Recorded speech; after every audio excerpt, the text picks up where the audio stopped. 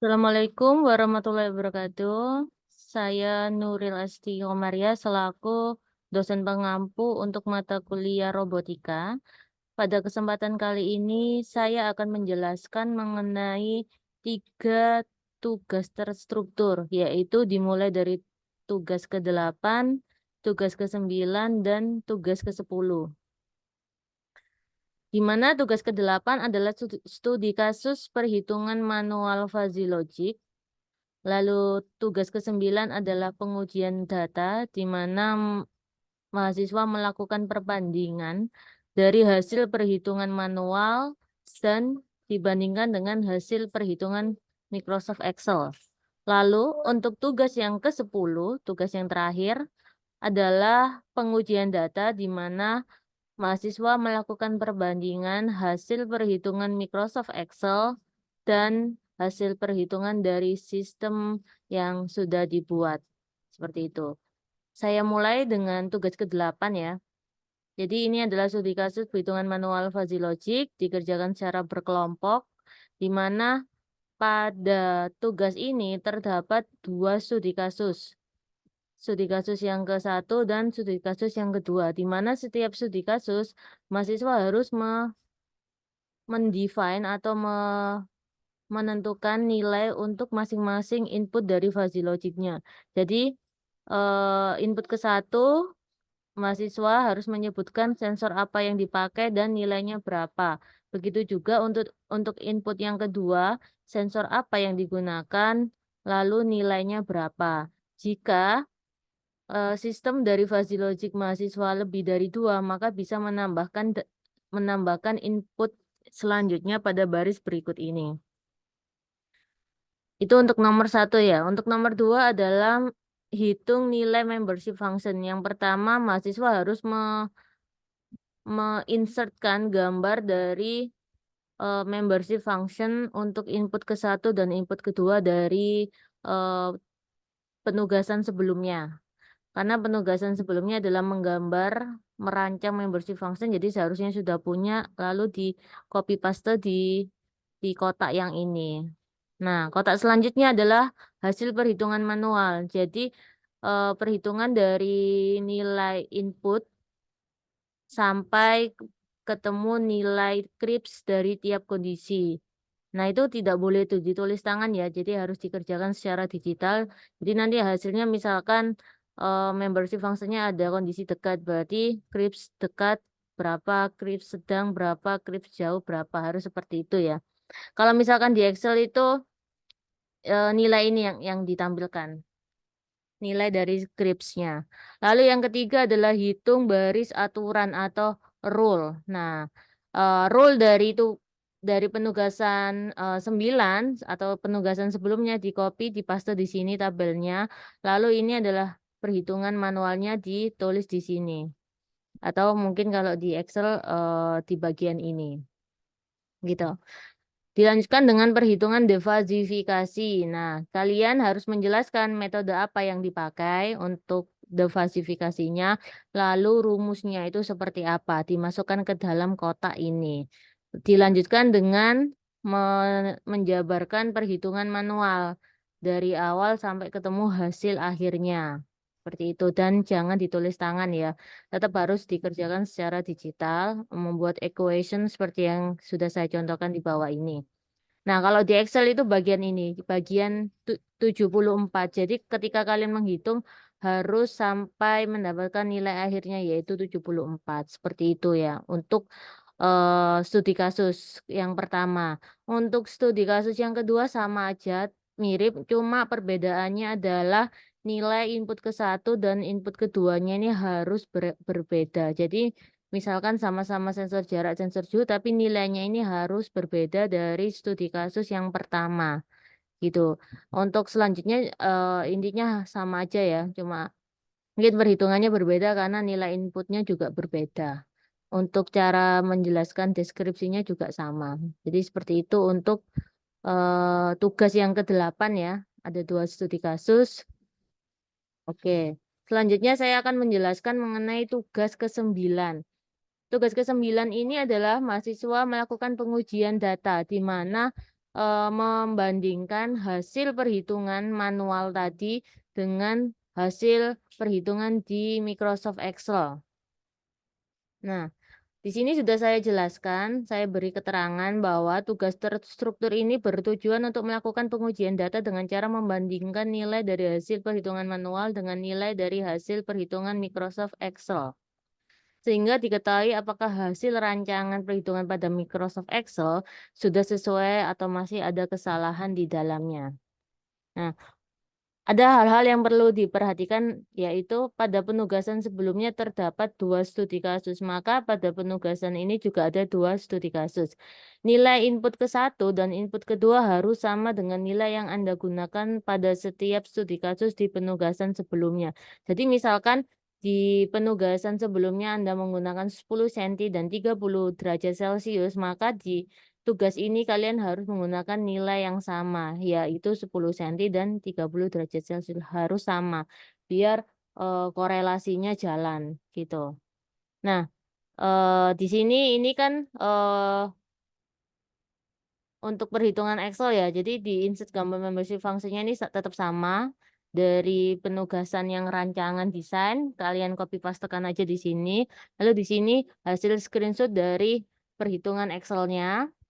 Sama ini insert tabel yang sudah dirancang, lalu ini screenshot hasil perhitungan Excel-nya untuk rule-nya itu kalian screenshot aja di copy paste ke sini.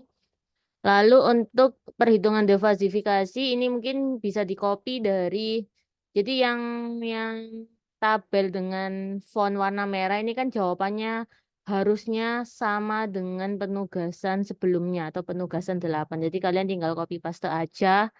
Lalu yang membedakannya ini perhitungan Excel-nya tidak perlu di screenshot keseluruhan, hanya di screenshot bagian yang diminta. Jadi misalkan di sini bagian defasifikasi ya kalian screenshot aja di bagian defasifikasinya seperti itu. Dan tentunya khusus untuk defasifikasi kan yang di screenshot dari proses defasifikasinya sampai ketemu jawaban yang kayak ini ya. Nah, ini kan kelihatan bahwa defasifikasinya menggunakan COG, ini kondisinya, terus di sini ketemu nilai akhir bahwa PWM-nya adalah 74. Jadi sama, ini seharusnya jawabannya seperti itu, screenshot seperti yang ini. Ya, gitu. Terus studi kasus yang kedua, cara menjawabnya sama, cuma perbedaannya adalah nilainya ini harus berbeda. Begitu juga akan mengakibatkan perhitungan di Excel-nya akan berubah semua termasuk sampai nilai akhirnya. Seperti itu.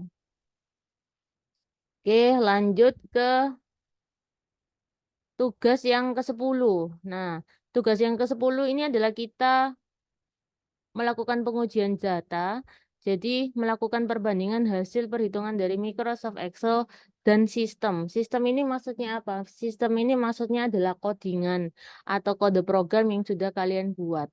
Seperti itu. Jadi ini sebenarnya kalian belajar untuk melakukan pengujian data. Jadi nanti ketika kalian mengambil tugas akhir, kalian tidak akan bingung ketika mengisi eh, pengujian data pada bab 4. Jadi di buku TA itu kan di bab 4 adalah pengujian data. Nah, ini salah satu contoh bagaimana sih melakukan pengujian data. Seperti itu.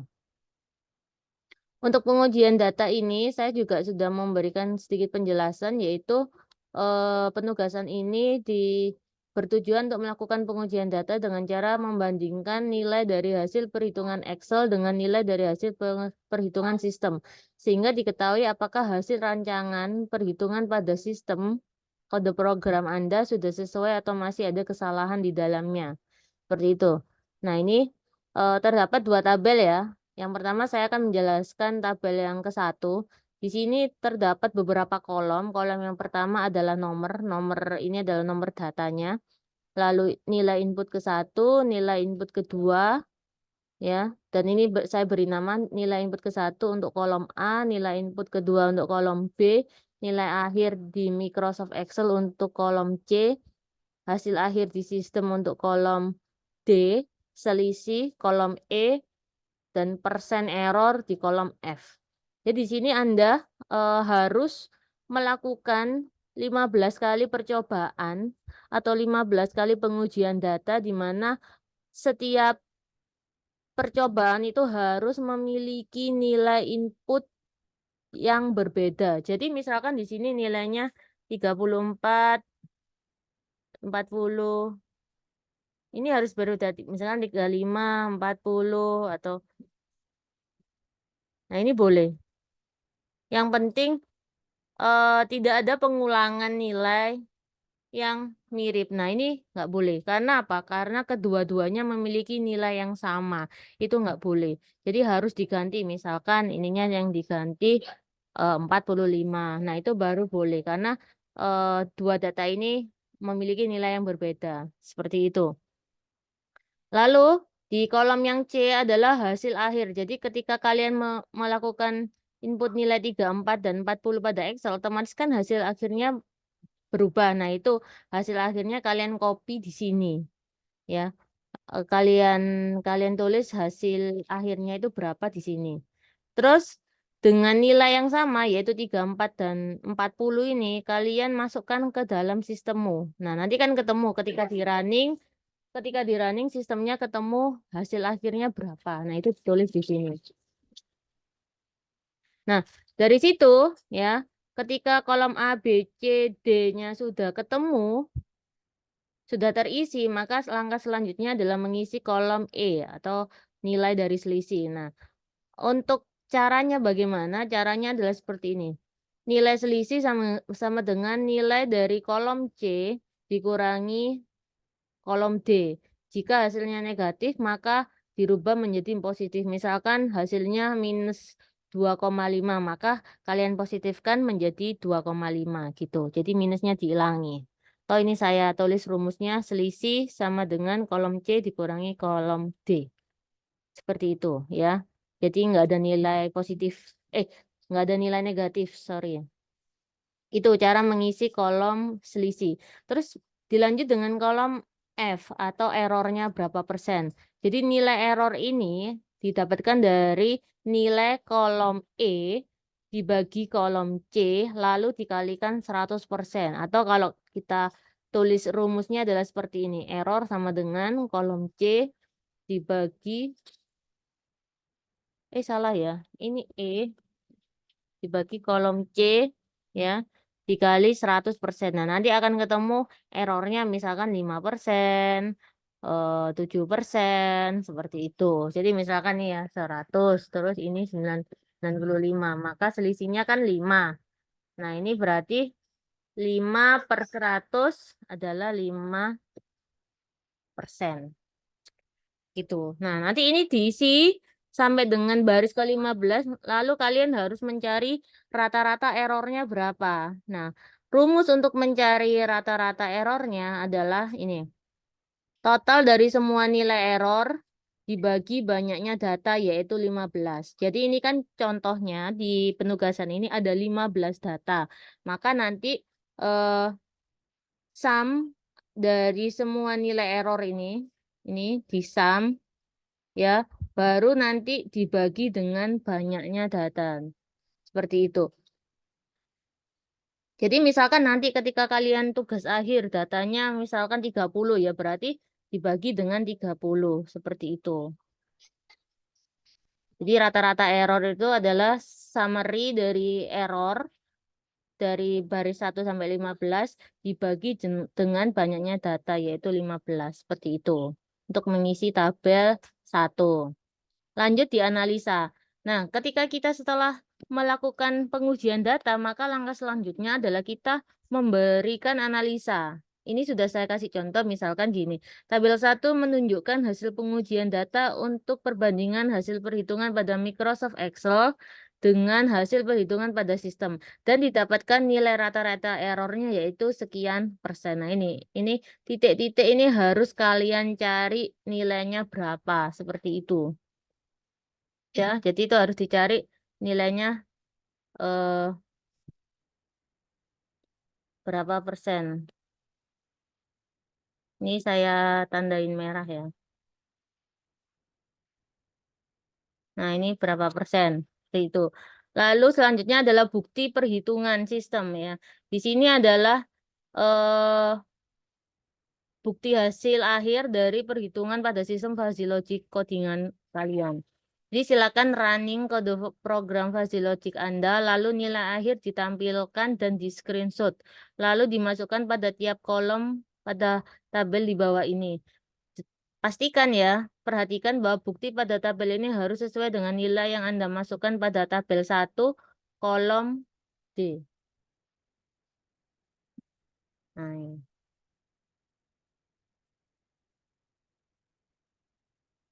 Perhatikan, bukti pada tabel ini harus sesuai dengan nilai yang ada pada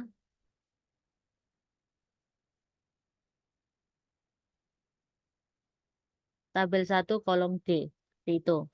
Nah, di sini tabel 2, jadi di sini ada nomor yaitu 1 sampai 15. Nah, di sini nanti kalian hasil screenshotnya kalian paste di sini aja gambarnya gitu. Sampai dengan 15. Jadi misalkan hasil akhirnya kalian ketemu 75 ya. Untuk percobaan pertama ketemunya 75 ya. Berarti nilai yang kolom D ini juga harus 75 gitu. Harus berhubungan ya, harus sesuai. Nilai yang di kolom ini harus sesuai dengan bukti yang kalian lampirkan di sini. Seperti itu. Untuk cara menjawab dari tugas ke 10 kita ya. Oke. Nanti jika ada pertanyaan, silakan kita diskusikan di grup kelas. Untuk video ini saya akhiri. Assalamualaikum warahmatullahi wabarakatuh.